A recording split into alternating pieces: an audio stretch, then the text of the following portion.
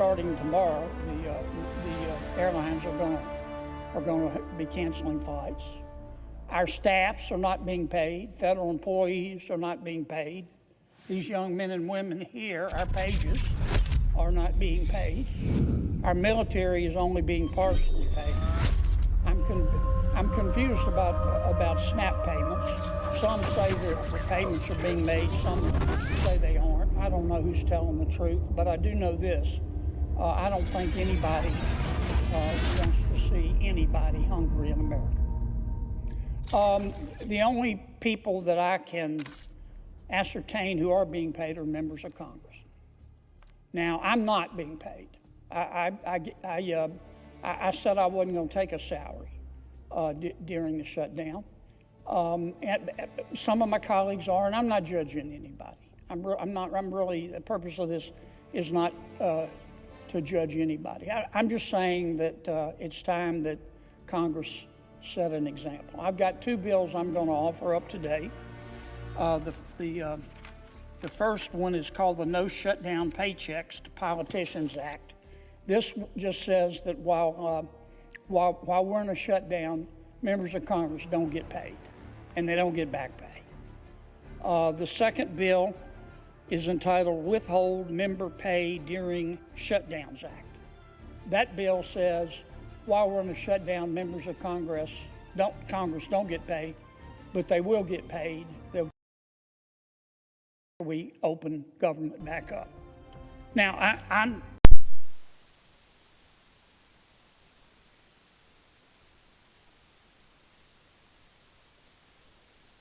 which says no law compensation for services of the Senate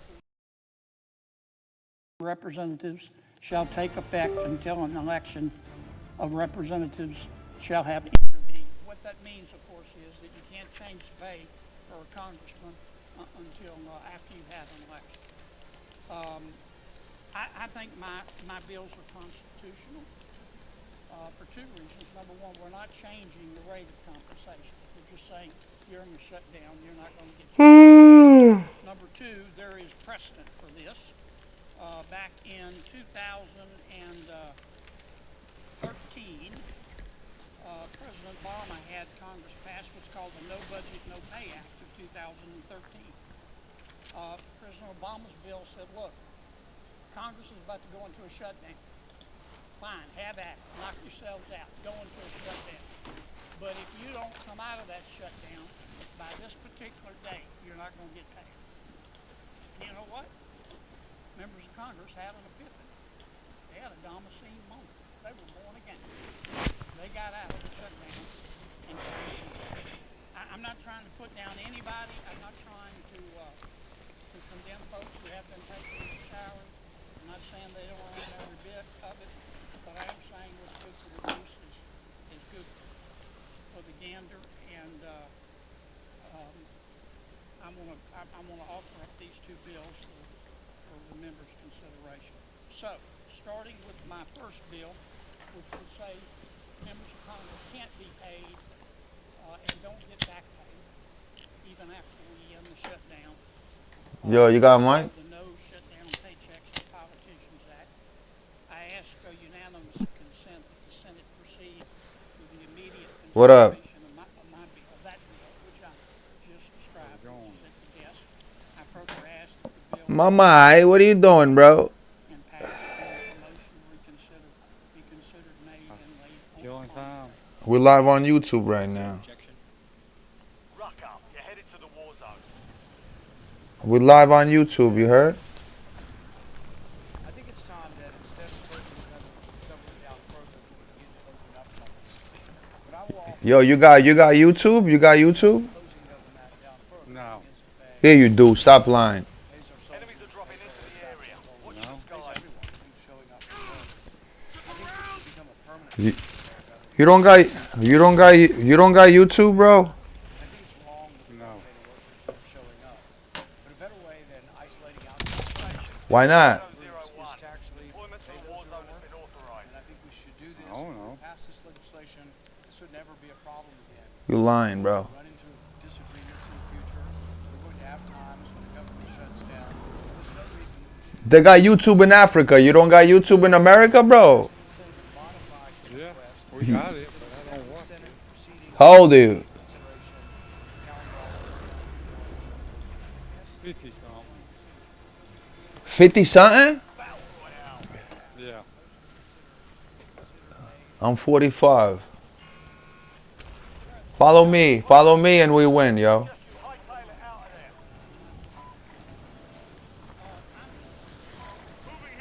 A good point.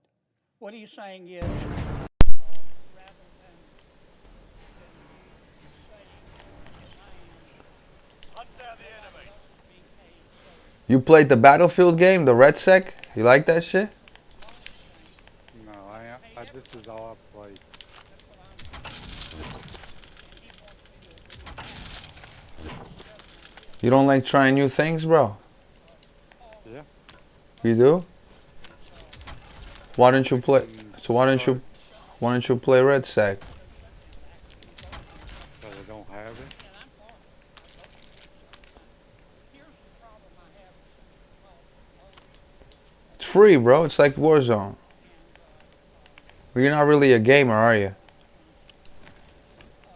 several reasons. Number one, I'm I interested just in got having into this When? How long Call ago? of Duty crap my bill, about a How? year ago. and my bill will be signed by Paul's bill. I like playing racing games better. Yeah, I got racing. Which one? Gran Turismo. Which one? Gran Turismo? Gran Need for Turismo? Speed. Yeah. What about the Crew 2? You play that? And he will beat them. Yeah. You Oh, you play? do? You played the Crew 2? Yeah. That's like one of the best games, car games. Now, I need some clarification, parliamentary inquiry. Do I understand that Senator Paul has objected to my bill? Correct? What are you playing on PlayStation? Yeah. His Which one? modification, 5 or 4? if I might ask, is to substitute 5. his bill for mine. 5? Yeah. I How have much no was it? reason not to substitute his bill for mine. I don't know. 500? My wife bought it for me. Why your wife got all the money? No. She. Let me guess. She used your money. Probably. No. So whose money she used? Hers, I guess. She don't got no money.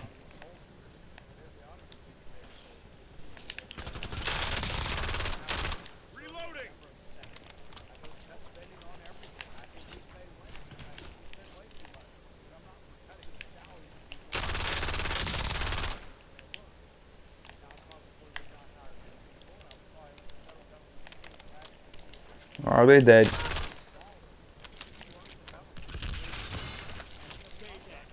Another one? Where is she?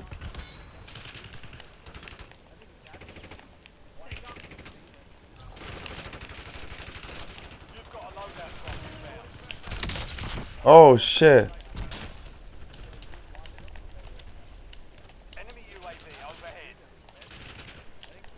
I almost died just now. Holy shit.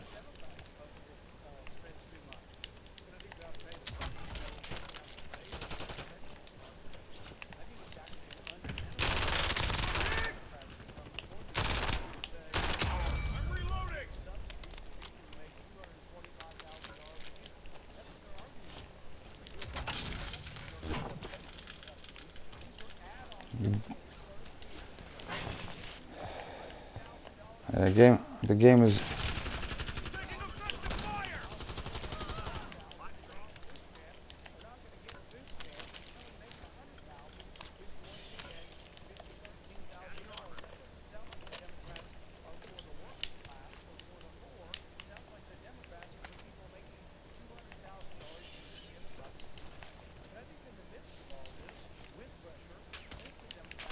Another one on me.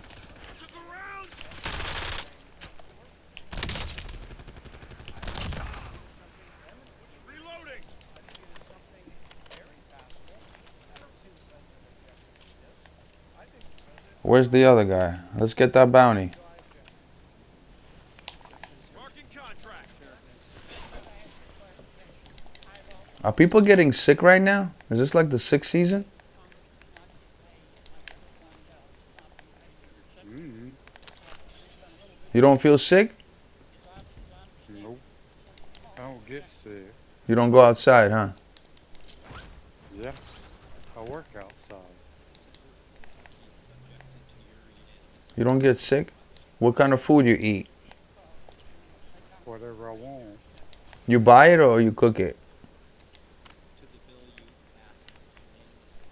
Yeah. You do both? I buy my own food. Bounty targets identified. Weapons free.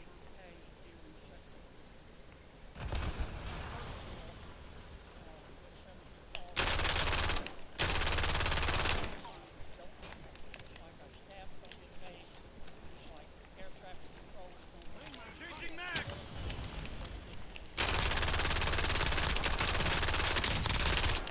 I got the whole team, I think. Good up here.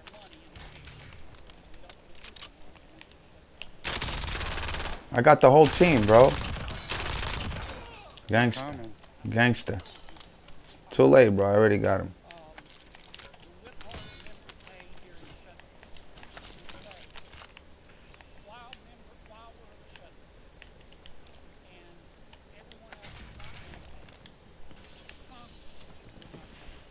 There's a guy over here, bro. Follow me.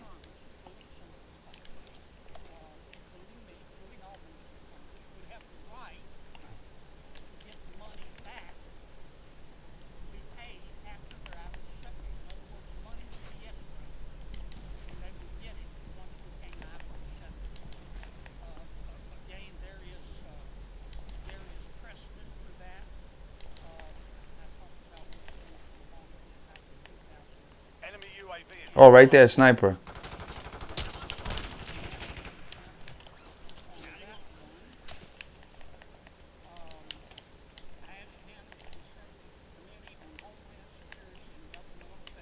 See him? He's coming. There's one coming up.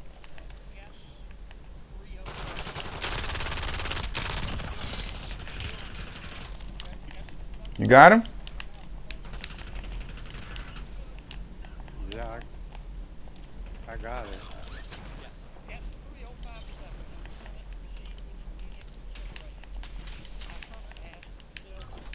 They got me in the process of loadout drop heading your way. armoring up. I'm hit.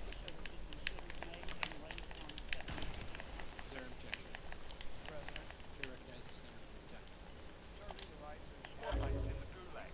They'll fight for a chance to redeploy. Try to get through shutdowns without having people go without pay who are doing their job. Now the proposal was made, and I just simply made a proposal to pay everybody. So the senator from Louisiana has objected. All bounty targets are KIA. Well I done. don't quite understand this. We could pay everyone. We could have paid everyone had he agreed to my motion. My motion was to pay everyone. Pay the soldiers. Pay the air traffic controllers. Pay the staff. Pay Your everybody. squad mate won the fight. They're redeploying now. I don't understand what's going on here. Should the emphasis be to pay less people or more people? Why do we try to punish certain groups of people instead of paying all the people who are Why am I still on fire? not do that? So I don't understand the process we've gone through here. We just had a chance to pay all the people. We had a chance to pay the air traffic controllers. We had a chance to pay the soldiers. We had made a chance to pay all the government workers. And then there was an objection. So I don't understand what we've gone through here. And I, for one, believe that the workers should be paid. I, for one, believe that we should fix this permanently. The bill that I have presented is not just to pay one Taking effective fire. workers, all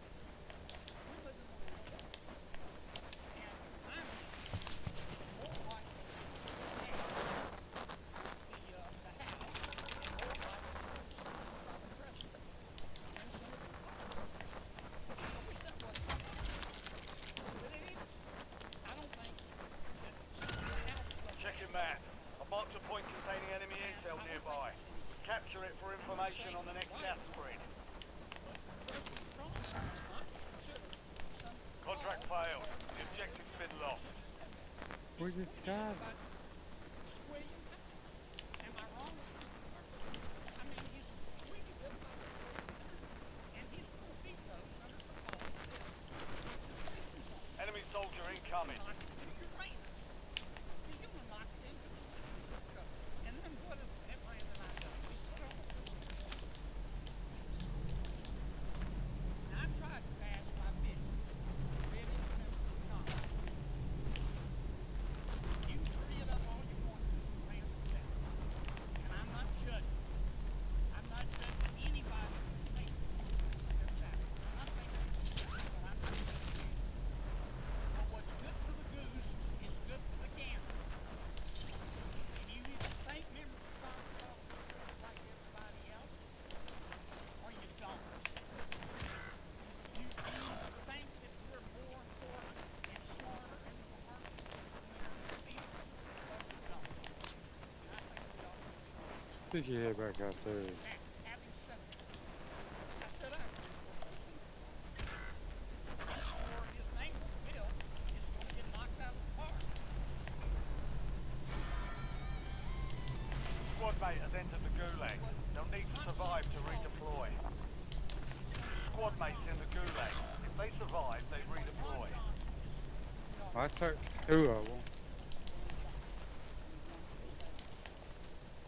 What Senator Johnson is Chucky's proposing, old lady got me. says, look, if you're deemed an essential employee right now, you're working this night. Gas is closing in. That was Get close. to the new safe zone. Squad mate redeploying to the AO. You're furloughed if you're deemed to be non-essential. Then you're not working, but you will get paid once we come out of this shutdown. That makes sense. That's what Senator Ron Johnson is proposing. And as I told my good friend Senator Paul, I agree. Senator Paul's name is on the bill. It's going to be vetoed. Can someone buy me back in? Cleared for redeployment. Maybe it'll get passed, maybe it won't. But I think I haven't got a chance to see it. That's just my personal opinion. It's not meant to be personal. So, for that reason, Mr. President, I've tried the third one. It's not my preferred way. We got to get out of this mess. I'm reloading. The Senate proceed to the immediate consideration of calendar number 191 S302.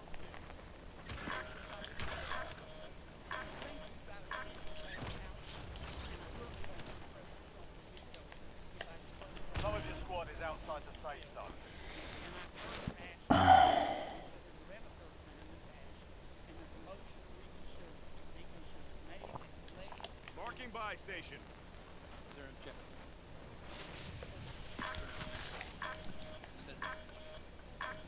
Reserving the right to object. Let me just say this. We should make sure that every federal worker gets the paycheck that they are owed.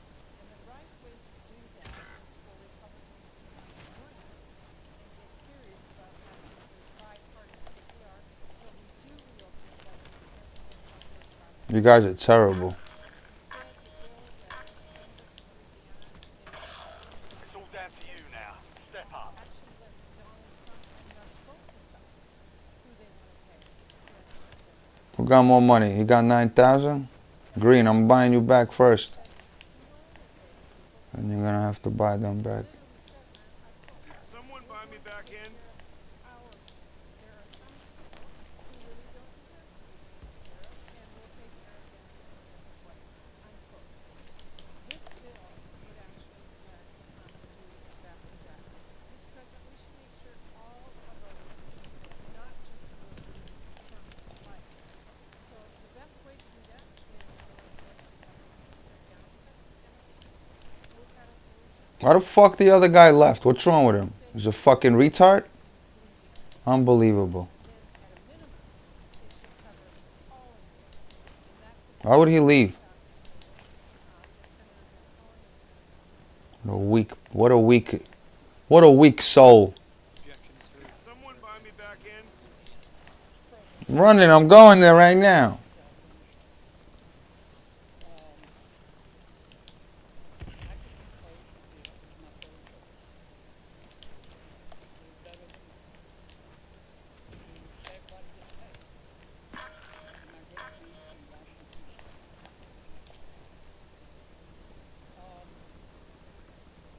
I don't know what else to Not do. going down. I'm going all the way down there. I can't change the election. President Trump Mark the other one is in elected front of me. in the United States.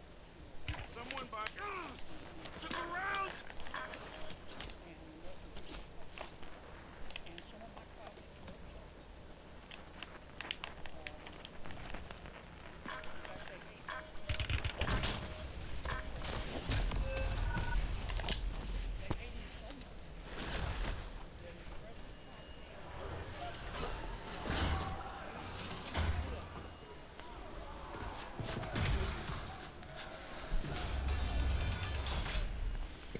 and I just don't know what Success else means to do. redeployment. Failure. Coming back right now. American Democratic Union Bill I will. Which We're fucking dumb. Target down. Stand by for redeployment, if you would. coal tar blast Florida Back in the fight. by the president is going to upset all my Republicans. Can someone Because buy you me know what back it in? is? And even though it's hard to hear when you got to get to the doctor with questions you need to answer, Thank you very much. I have a friend of mine who went to Prime Minister of Hungary, and he's done a fantastic Gas job. is closing in. Very powerful. I don't got money, bro. Hostile No UAV in way. the area. Beloved, beloved Victor, and people that know him do. He's run a really great country, and he's got no crime, he's got no problems like some countries do, but Enemy probably has a UAV couple of things overhead. that I don't know about, maybe that I don't want to know about. But he's a very special person. I've known him for a long time. We're going to be talking trade. We're going to be talking a little bit of Russia, Ukraine. We're going to be talking about energy and energy prices. We have energy down to a pretty low point right now in the United States. We're drilling, drill baby drill, we call it. But energy costs are very low. Our general costs are very low. And I just saw that Walmart came out with a statement last night. They've done it for many years. That Thanksgiving this year will cost 25% I'm less hit! than Thanksgiving last year under Sleepy Joe Biden. Enemy dropping into So the that's a AO. big difference. That's a big difference. 25% less Thanksgiving. I saw the Enemy light there. UAV It's is a very good online. chart. They include everything, everything that you need for Thanksgiving. So it's 25% less this year than it was last year. And that's true. That's emblematic of the rest of the prices. Taking effective fire! Energy prices are way down from what they were last year. Inflation is almost non-existent. We have inflation down to a very low number, whereas Biden, as you know, is the worst inflation in the history of our country. So we're doing Wow, this is fucking bullshit, bro. they want to get paid inflation, but they don't care if they hurt the country. But we've approved it 14 times. We've approved opening up 14 times, and they keep rejecting it. And I guess maybe they will again. Let's see what happens. They want to have a lot of bad things happen, bad things for our country. We're not going to give $1.5 trillion to people that came into our country illegally. We're not going to do it. To people came from prisons, they came from mental institutions, and drug dealers, and they want to give them medical care. $1.5 trillion. And we're not going to do other things that they're requesting also. So I just want to welcome this really good person. I know him very well. He's a good person. And he's a great leader, and he's loved in his country. And Victor, would you like to say a few words? Thank you.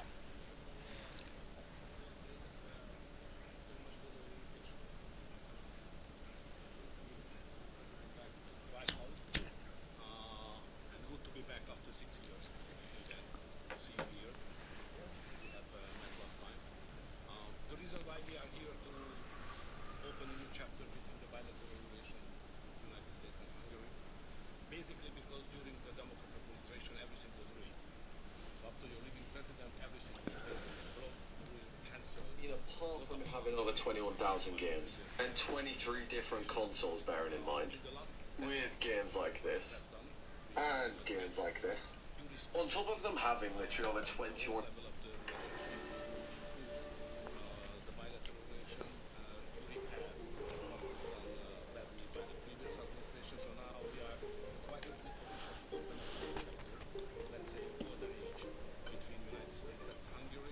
Well, look, the city of Chicago has longed for universal human rights to be applied locally. And, you know, either our human rights are universal or they're meaningless. What we have seen is a great deal of terror that has been executed across our city. It has had a profound impact on our day-to-day. I mean, we literally had a preschool teacher ripped out of her workplace. That's very moving. Except for one small problem. It never happened. Individuals with documents as well as those without documents detained by these Border Patrol and these ICE agents. That's bullshit. Indiscriminate releasing of tear gas against the people in our city. That's 100% a lie. You know, we've had Black Hawk helicopters swarm over the apartments and homes of families on the south side of Chicago, where you've seen black families put in one van and detained and ostensibly undocumented. Yo, what's wrong with these fucking van. idiots, man? What a bunch of bullshit. What is wrong with these While at the fucking same bullshit time, artists, The man? president is withholding food from the people in this city. I spoke with a seniors on Friday, where they're barely receiving $10 to $12 on their SNAP cards, and it's making it almost impossible for. Why is he in America, this guy? And so, whether it's the unconstitutional acts that Who brought him are here? carried out by the Trump administration, or the fact that food and medicine has been cut off, the situation has worsened, and we're calling for the Human Rights Council to come. Yo, who brings these fucking... One of the issue for today, to explain clearly what would be the consequences for the Hungarian people and for the Hungarian economy not to get oil and gas from Russia, because we are supplied by pipelines. Pipeline is not an ideological or political issue, it's a physical reality, because we don't have port, exactly as the President explained to you. So we will negotiate on that point. It's vital for us anyway. Mr. Orban, there are two pipelines, as I understand it. There's a pipeline from Ukraine and there's a pipeline from Croatia. And my understanding is that the pipeline from Croatia can provide all of Hungary's energy needs. As a result, why would you need an exemption if that's the case? So when we discuss that issue, you should separate the gas and the oil. On the gas issue, which is very important for us, 90% of the Hungarian households based on heating system based on gas. So we have only one pipeline delivering gas to Hungary, which is the main pipeline, the Turkish one. What we got from Croatia is a very small volume supplementary gas pipeline. Okay, that's gas. Oil is another issue. So oil is coming from the Druzhba pipeline, which is the main supply, and that is a Croatian one, which is the secondary and supplementary pipeline. We would like to convince the Croatian government to enlarge it and make it possible to deliver more. Under these circumstances, it cannot be the main pipeline. It's just supplementary. But later on, with some big investments, it could serve better the interest of Hungary. Yes, please go ahead. Many people see this mission not just as an encounter between two countries, but as the symbol of the strengthening of the new conservative Earth alliance. Is there any interpretation and how do you see the role in the life of leaders like Viktor Orban stand up to Brussels bureaucracy and globalist agenda? Are you from Hungary? I figured. The fact is that he's a great leader, and he's respected all over, not necessarily liked by some of the leaders, but, you know, those leaders are proven to be wrong. If you look at his stance on immigration and other things, you know, if you look at Europe, they've made tremendous mistakes on immigration. It's really hurting them very badly. He has not made a mistake on immigration. So he's respected by everybody. He's liked by some. And I can tell you, I like and respect. I'm a double. I like and respect him. And that's the way Hungary is being led. They're being led properly. And that's why he's going to be very successful in his upcoming election. May I have a comment Please. on that? You know, language is important because the Anglo-Saxon terminology is different from the European one. So to use categories can create some misunderstanding. So I would like to be clear as much as we can. We are the only government in Europe which consider itself as a modern Christian government. All the other governments in Europe are basically liberal leftist governments. So we try to do something from 2010 which is different from what the others are doing, even at the philosophical level and at the level of practice as well, as just the president described it, like migration. So we are kind of a special island of difference in a liberal ocean in Europe. And we consider ourselves as a modern Christian government. That's the proper category to describe what we are doing. To both of you, We're talking, but we'll report on that later. Meetings with Putin.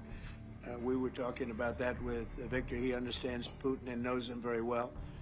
And I feel that, I mean, I'm going to let you say what you think, but I think that Victor feels we're going to get that war ended in the not too distant future. Victor, do you want to talk about that? I'm strongly convinced. So the question is whether we Westerners are unified or not. The problem is that the president has huge peace efforts, which are just splendid and very positive for the European continent and all the peoples of Europe. But at the same time, we are not unified because Brussels and the Europeans has a different approach to the war.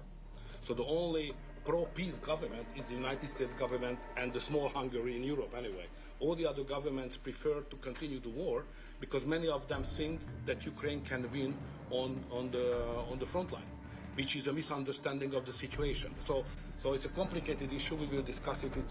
It requests not just 2 minutes to respond to your question, but rather than our lecture. Sorry, not to continue more. to both of you. So you would say that Ukraine cannot win that war? You know, miracle can happen.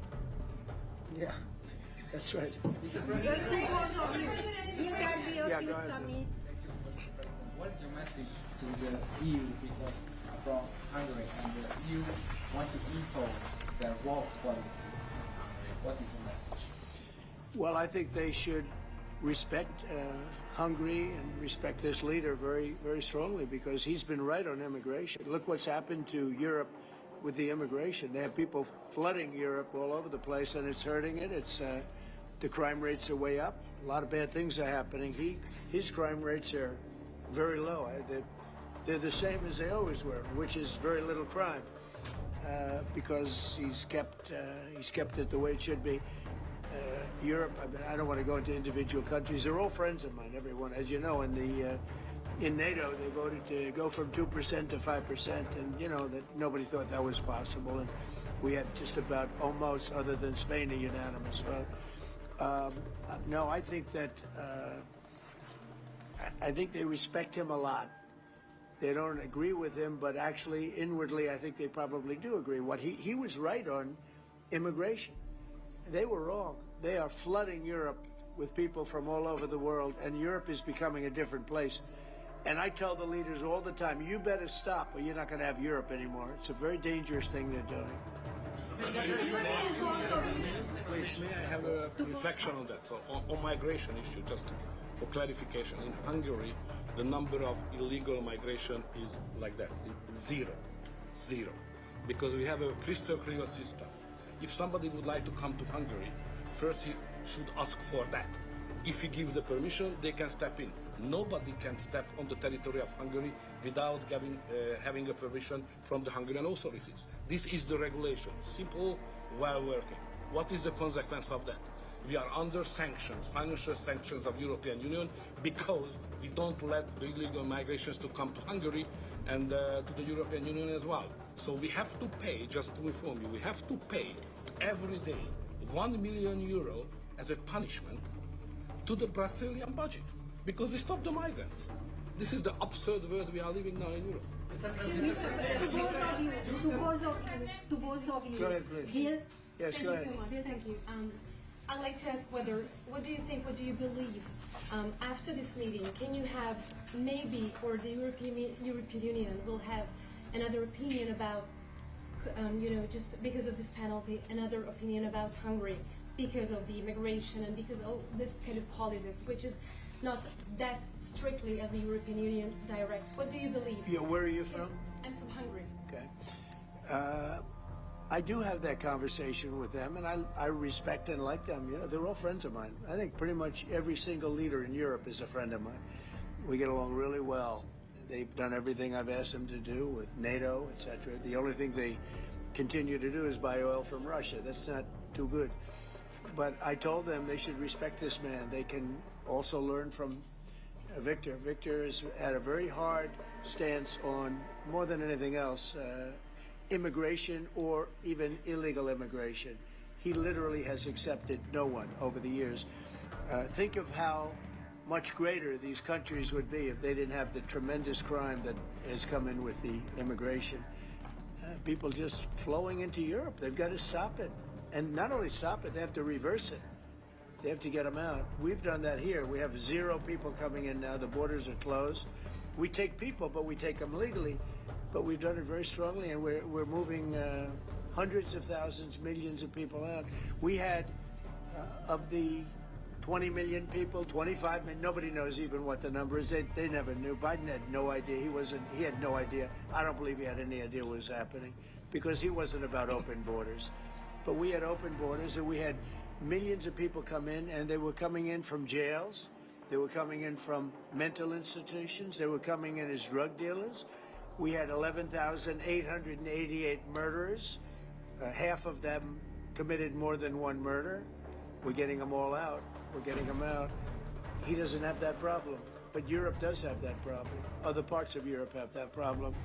So, I tell them all the time, I stick up for Viktor Orban. Not a lot of people do, because in many cases they're jealous. They wish they did what he did. They would have no problems if they did what he did. And I have a bigger heart than anybody, but they've destroyed some of those countries. Some of those countries had no crime 10 years ago, and now they have quite a bit of crime. And I would say that I don't know anything about your crime levels, but I would imagine they're very low. Huh? Not too high, right? No, it's very low. That's the best thing you I had a feeling. Sure, please. No. Just a clarification as well. I'm not here to ask President Trump to manage my conflicts or our conflicts with the European Union. This is our matter, so we will do it. What we need is a golden age, to open a golden age of the United States-Hungary relationship. That's the biggest help we can get from the United States. And maybe Europe too. It's going to get more difficult. So inside the European Union, we will manage all of our affairs. To be the most possible humble guy, yeah? But I'm the longest serving Prime Minister of Europe. I survived all the Prime Ministers who attacked us. And I'm sure we will survive next years as well. So we will manage our conflicts successfully. Mr. President, one question for you, Mr. President. One question for the Prime Minister. Speaking of Europe, last month you said that you would not withdraw U.S. troops from Europe. Yet, a few weeks later, the Pentagon decided to withdraw significant number of troops from Romania. So have you changed your mind, or the Pentagon ignored your assurance? No, they don't ignore anything that I say. What they do is we make changes. We move. It's the same number, total number, but we move people around. I happen to like the Romanian people. I think they're great people. And Pete, you may want to suggest something right there, please.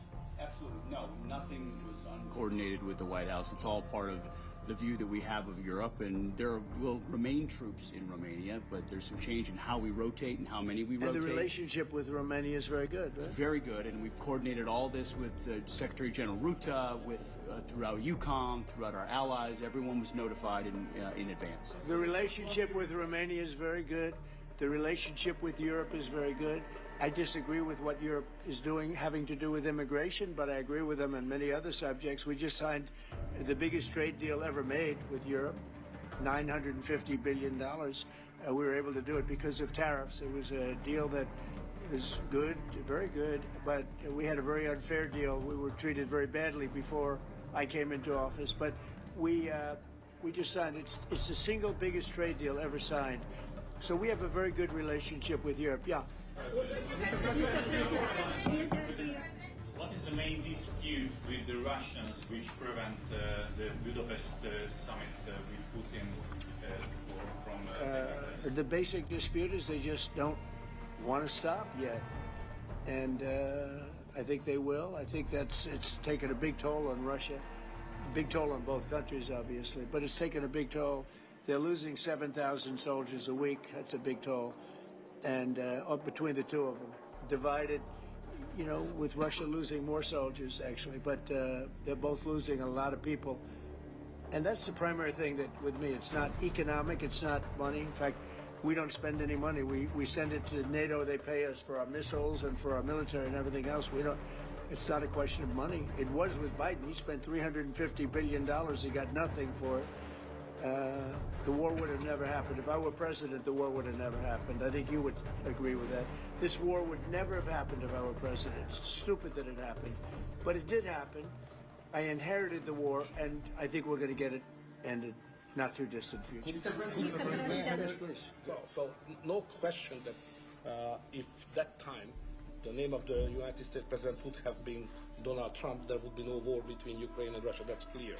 But what we are speaking about here is more than that, because without the pressure coming from the United States government, I'm speaking 2022, the Europeans would not take that hard line what they have today on the war. Remember that big countries of Europe rejected to be involved more than just sending some, humanitarian issues.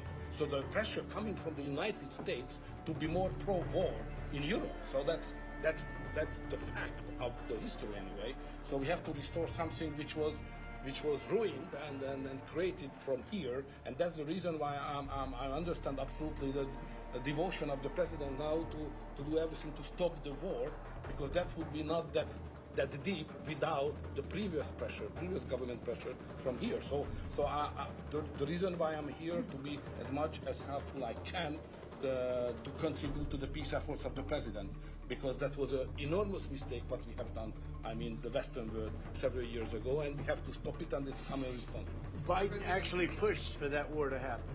Okay, if you can believe it. Nobody can believe it, but it's one of those things. And now look what happened. Look what's happened to Ukraine. It's a much smaller country. A lot of people are dead. You take a look at it's a whole different world over there. And Russia has not been helped very much by that war either. They lost a tremendous number of soldiers and people. And, look, that war should have been a 1 week war. I don't know why it's taken. This is 4 years. Should have been 1 week. Should have been over with, but it would have never started. Should have never started. And I would have solved the problem without giving up anything. Ukraine would have remained as is. So there were tremendous mistakes long before I got there. I inherited that mess, and we're getting it solved, along with the 8 wars that we've already ended. Mr. President, what is America's interest cultivating better relations with the EU leader or not? I think I can do both. I mean, there's no reason why I can't. I get along well with the European nations. He is still a member of the European Union. So yeah, and by the way, he's a member in good standing, I guess, although they penalize him every once in a while. But he's a member in good standing with the European Union, so he's a member. He's a part of it. But I get along great with him. I get along very well with them. I agree with him on immigration much more than I agree with them. But I agree with, a lot of the things in Europe he also agrees with. But he had a difference, I would say, primarily on immigration more than anything else. And I happen to think he was right, because their whole fabric has changed. I mean, you go to some of the countries, they're unrecognizable now because of what they've done. And Hungary is very recognizable. Yes, ma'am. Mr. President. Yes, Mr. President. Will there be a peaceful meeting in Budapest still this year? What do you think? You mean a meeting with President Putin? You mean in Hungary? Well, I'd like to keep it in Hungary, in Budapest. that meeting, it turned out I didn't want to do that meeting because I didn't think anything was going to be happening of significance. But if we have it, I'd like to do it in Budapest. Yeah, be good. Mr. President, you said many times to support Viktor Orban. Why is it important to win the next election, for example, for the United States, Hungary, and also Europe? Why is it important? Well, I don't know his opponent. I don't know if he has an opponent yet. At some point he will, I guess. You know, we always have opponents, right? Not much of an opponent. But I'll be supportive of him. He's done a fantastic job. We've had a great relationship. The United States, look, we had a country that had no leader. It had an auto pen, illegal auto pen, totally illegal. And that's coming out stronger and stronger. But we had no leader in the United States. I mean, Hungary, as an example, had no relationship with the United States, even though we do, you know, billions of dollars in trade with Hungary. Hungary's a big country economically. We do, you know, billions of dollars in trade with Hungary. Why would they give that up? And they gave up so much else. Look, they gave up everything. This country was poorly run. I think if I didn't win the election, we might not have a country, if you want to know the truth. Not a recognizable country. But our relationship was immediately good as soon as I won the election, because Viktor's one of the people that's highly respected, and we had a great relationship with Hungary. We do again. That was an easy one. Yeah. Do you and Prime Minister Orban agree on ways to put pressure on President Putin to come to the negotiating table to end the war in Ukraine? I think we agree that the war is going to end. Sometimes people have to fight it out a little bit longer, but I think we agree that the war is going to end in the not too distant future. You want to talk about that, Viktor? I have some ideas, and I will present it to the president. Mr. Prime Minister, Mr. President, since you brought up the Walmart Thanksgiving meal, Yeah. and it is cheaper, but it also contains less. As affordability. Well, I haven't heard that. You're telling me. Who are you with? Who are you with? Fake news. NBC. You're fake news. What a NBC's gone down the tubes along with most of the rest of them. Why do you think there's such a disconnect between the economy that you're describing day to day and the way many Americans say they're feeling and they're concerned about? Well, they feel better about our country right now, other than the shutdown, obviously, which is caused by the Democrats, could be ended by the Democrats in 2 minutes. They feel much better. We have more jobs. We just set a record on jobs. You do know that. We have more investment in our country than any country in history. We're over $18 trillion as of this moment, and we're going to be maybe at 20 or 21 trillion by the time I finish up my first year. And there's been no country, China, no country in the world that's done anywhere even close to that number. Your friend Biden, as an example, in 4 years was less than $1 trillion. We'll be at 21 trillion in 1 year. So there's no country that was even close to that, and our country was a laughing stock all over the world. We have more jobs, we have more potential than any other country, and frankly, we're the hottest country right now. Viktor said to me before, we're the hottest country anywhere in the world. Think of it. We'll have $21 trillion invested. We have auto plants pouring back in. We have AI pouring back in. We're leading China in AI by a lot. We're leading everybody in every category. There's no category that we're in second place. So I just heard this yesterday that Walmart said that the Thanksgiving was 25% more expensive under Biden. That's a big, to me, that's a big number, because Walmart's respected. I mean, Walmart is Walmart, and you know, they're giving you prices. So that would mean that the whole series of pricing and costs, you know, the groceries and everything else, it was a con job. It was a con job. Affordability, they call it, was a con job by the Democrats. The Democrats are good at a few things: cheating on elections and conning people with facts that aren't true. It was 25%. Walmart just announced it 2 days ago. 25% cheaper this year, will be cheaper to have Thanksgiving than it was a year ago under Sleepy Joe Biden. You say affordability is a con job, as you put it. Say it? You said affordability is a con job. You didn't want, you said last night you didn't want to talk about affordability. I talk about it. When did I not want to talk about it? I talk about it all the time. We are much better than Biden and all of them.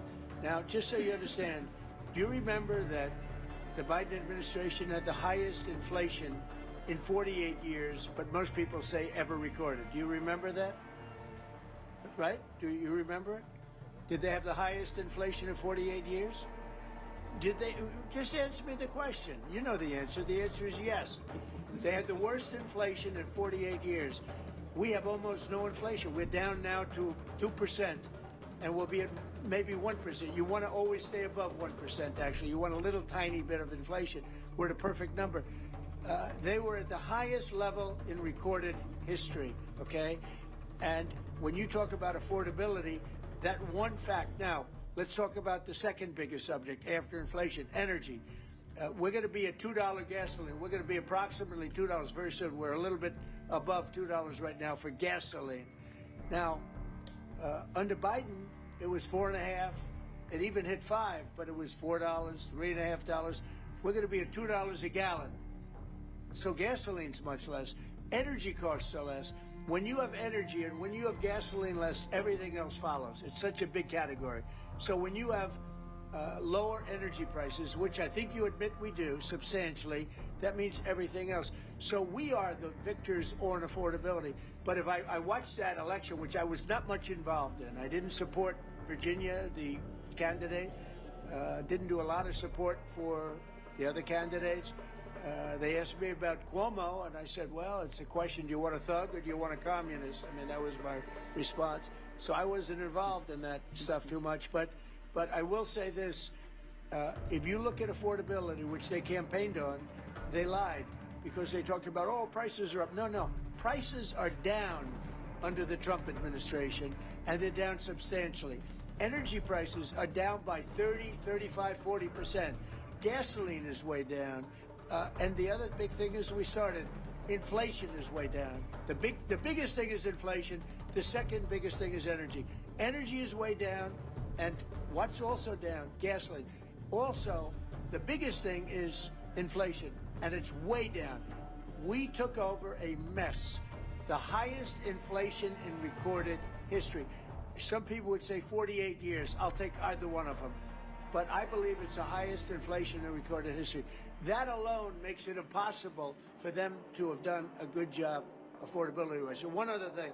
When I came into office, Victor, 2 days into office, they were screaming at me about the cost of eggs. I was there for 2 days. Eggs had quadrupled. And I said, listen, I just got here. Let me check it out. And they were right.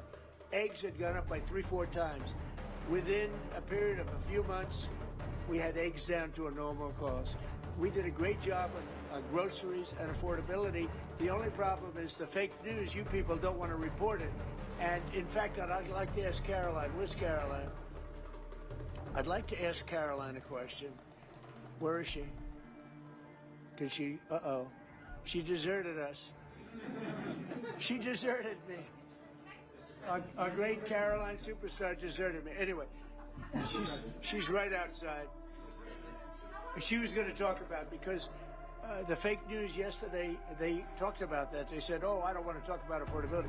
The reason I don't want to talk about affordability is because everybody knows that it's far less expensive under Trump than it was under Sleepy Joe Biden.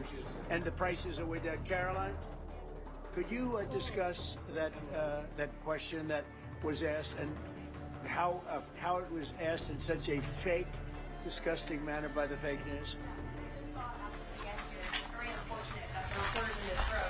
Refused to address, sir, what you just said, which is that you inherited the worst inflation crisis in modern American history, and you are fixing it in 10 short months. And your entire administration has been tasked with this effort, from Treasury Department to the Agriculture Department to the National Economic Council right here at the White House. They are slashing regulation. He signed the largest middle class tax cut in 6 months. In 6 months, in record time, bringing more money back to people's pockets. So affordability is what the American people elected this president to do, and he is doing it, and you guys refuse to cover it, and you refuse to cover that the previous administration created the worst unaffordability crisis in American history. And I've been watching the TV all day saying that he doesn't want to talk about affordability. That's what he's working on every day. And That's what I'm talking about right now. But you know why they refuse to cover it? Because they're fake news. That's why. Go ahead. Can I get her someone? Sure. Caroline, the Prime Minister would like you to work for him in Hungary. Please consider. You know what? That's a very good decision you just made. Please don't leave us, Caroline. Yeah, please. You spoke to Republican senators. They do not seem interested right now in getting rid of the filibuster. That's too bad. They're making a big mistake. That's right. No, but they're coming my way. You're right. Wait a minute. The way to do it for the Republicans is to terminate the filibuster. They call it the nuclear option. This is the second form of nuclear. Very good, very good. This is a good form. This is not a bad form. I would have been in favor of that a long time ago. But you know the Democrats are going to do that. And most of you will admit the Democrats are going to do that. So why aren't we doing it?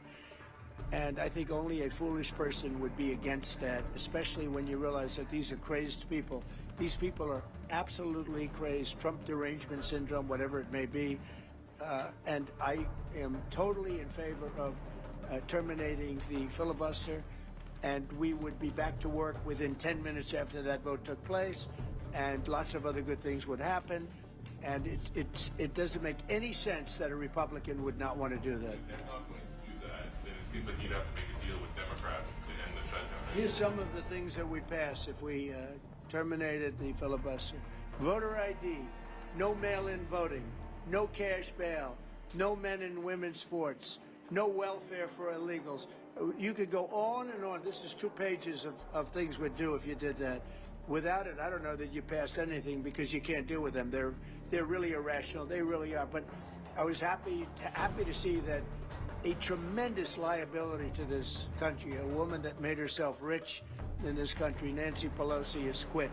And she'll be out of here pretty soon. And I consider that to be a great asset for America, getting her out. Yeah, please. I don't know. We'll see what they have. I mean, we'll see. But they're very destructive for the country. NBC, fake news. I'm not taking you. Go ahead. Are you worried about it backfiring in the future on Republicans? Should they get rid of the filibuster and then down the road? Well, normally I would say, well, a little bit. But the reason that I'm not is because if they ever took over power, they'll do it. Look, Joe Manchin and Sinema are 2 people that are no longer in politics because of this issue.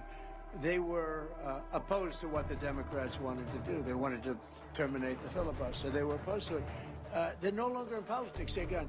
The Democrats will do this. So if the Democrats are going to do it, I'm saying Republicans should do it before they get a chance.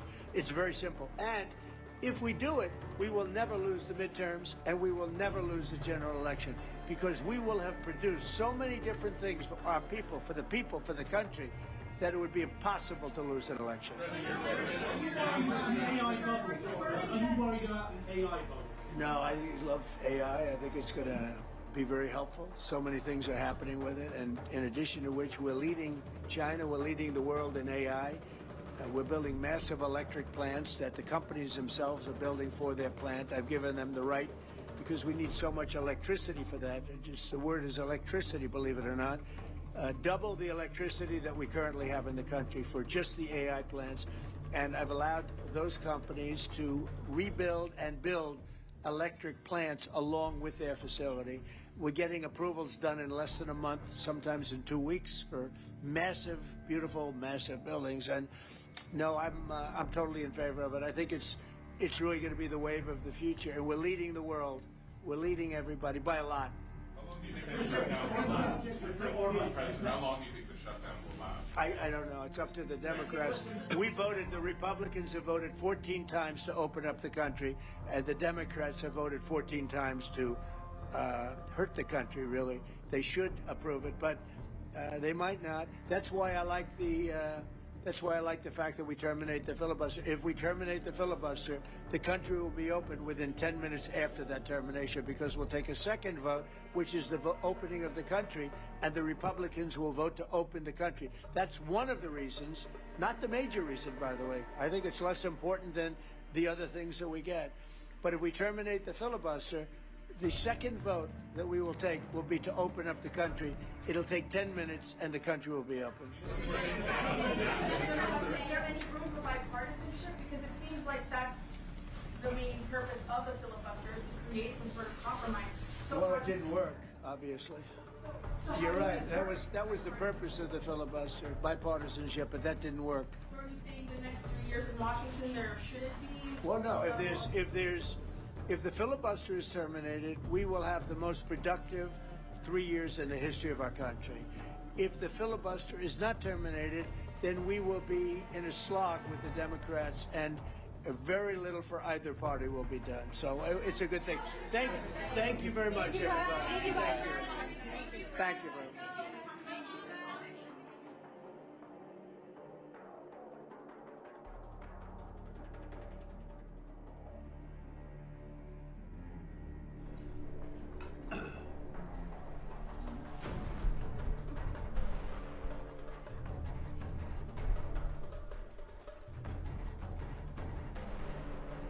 Thank you very much. It's a great honor to have the leader of Argentina, a place that I love, I've been to, and one of the most beautiful places in the world, President. I really want to thank you very much. He's MAGA all the way. It's make Argentina great again. I heard about him when he was campaigning, and even before his campaign. He's a great economist, and he was saying a lot of very correct things, and he was very much in a conservative mode, and I heard all about you as you were running and even before you were running, because as a tremendously talented economist, you were getting a lot of good write-ups, and I appreciated that. But he was make Argentina great again. It worked. I actually sent him some hats for his early part of the campaign, and then he called me, he wanted a lot more. And I said, when does it stop? When will it stop? And it stopped with him winning.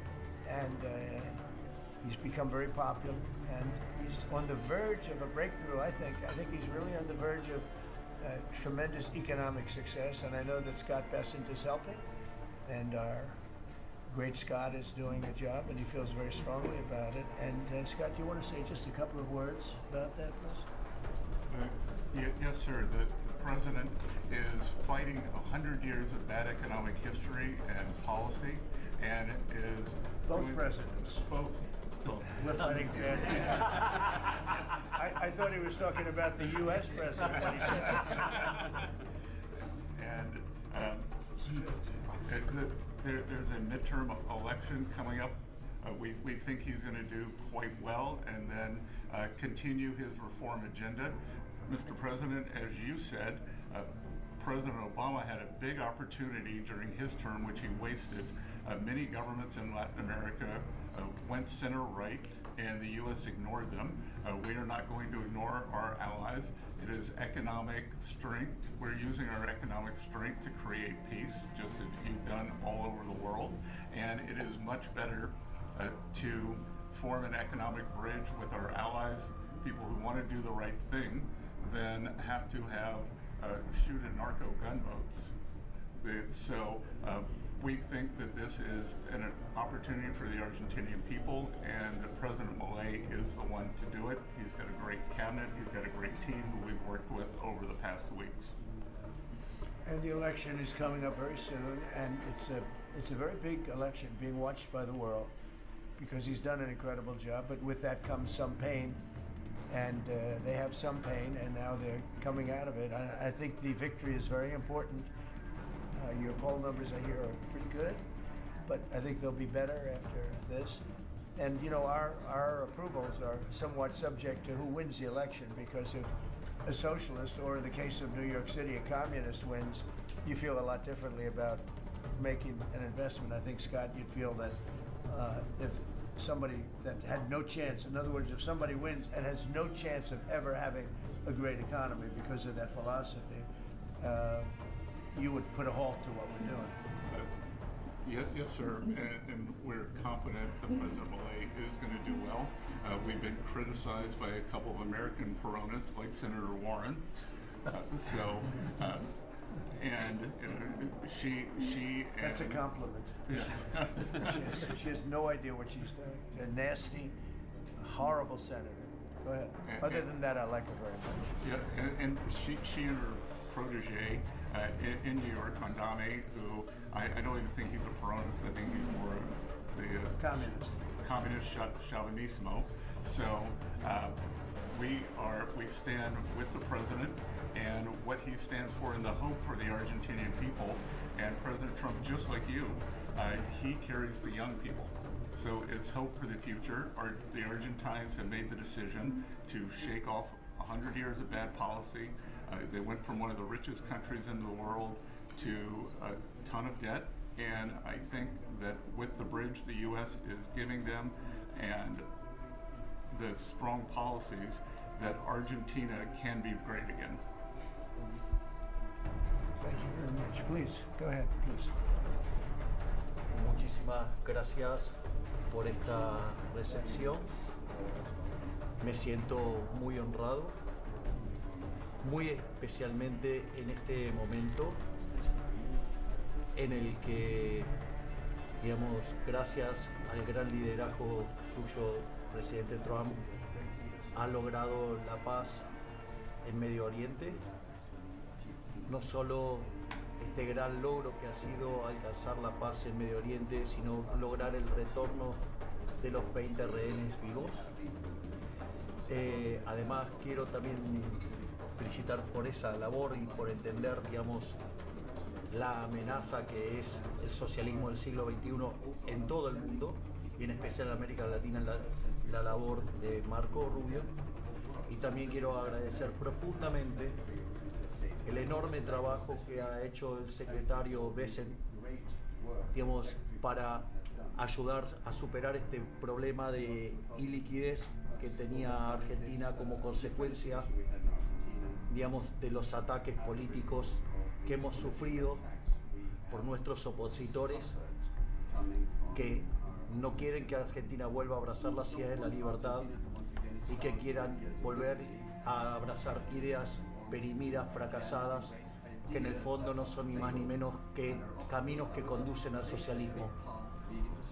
Así es que, en primer lugar, muchas gracias por recibirme, muchas gracias por lo que están haciendo por el mundo libre y muchas gracias al secretario Bessent por la enorme tarea que ha llevado a cabo y que, digamos, nos permite tener una ruta para poder transitar tranquilos y hacer lo que los argentinos de bien necesitan, y que creo que va a ser un buen caso para mostrar al mundo que las ideas de la libertad funcionan y generan prosperidad.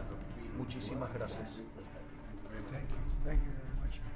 Do we have a interpreter that wants to, you all either have that, has everyone understood? Because I think you made a very important, profound statement, actually. But we could have it interpreted if you want. Does anybody want it interpreted? Would you like that?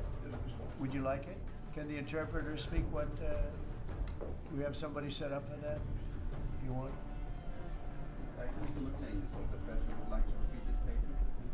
No, that's okay. Don't worry about it. We'll leave it that way. So, it's an honor to have you here. And I just want to tell you that your career has been an amazing one, and it's going to continue with the election. You're going to win the election. We're going to endorse you. I'm going to endorse you today. Fully endorse you. And, you know, people in Argentina like me. A lot of people like me. I'm even surprised myself. But we had a great week. We had a great weekend. We had a great period of time in the Middle East. It was very comprehensive. It went very rapidly, and I think it's going to lead to something that's going to be unrecognizable, certainly for the Middle East. What's taken place in the last few days, people can't believe it. I've never seen anything like it. I've never seen the love and the spirit. And I've done a lot of things. I've done a lot of deals. I've done a lot of political deals where countries come into line or whatever, but I've never seen anything like this, the level of love. And it has to do with the mystique of the Middle East, I think, because if I did other countries, I did 7 other settlements of wars, complete settlements of wars, and it was very well received. But this is something I've never seen anything like it. The media covered it very fairly, and even the fake news, of which we have a lot, they actually covered it fairly for a change. And I appreciated that. We have to get back to that, it's so important.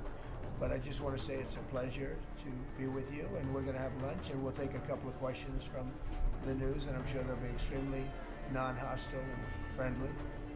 Like JD went through a very friendly interview with George Slobodanopoulos, who was nice enough to pay me $16 million the last time we came, he had to pay $16 million to me, which was good. It was worth having somebody lie. If you get $16 million, that's good.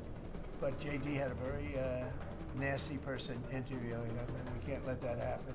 Just as inappropriate to cut off a highly respected vice president of the United States mid-sentence. It was, I guess it's one way to win an argument. That was the only way he was going to win the argument. So it was pretty inappropriate. I want to tell you that. So thank you very much. Do you have something there? Yes. Oh, good. Thank you. Sí. Quería darle. Get it.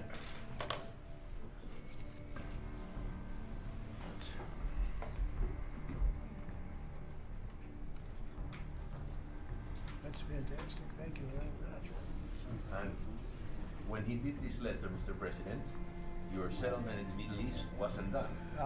So we have to do a new letter. Let's do that. To include that, because this is a very important. You'll have to add one extra sentence. Exactly. That's great. Thank you very much. This is such a beautiful statement. Thank you very much.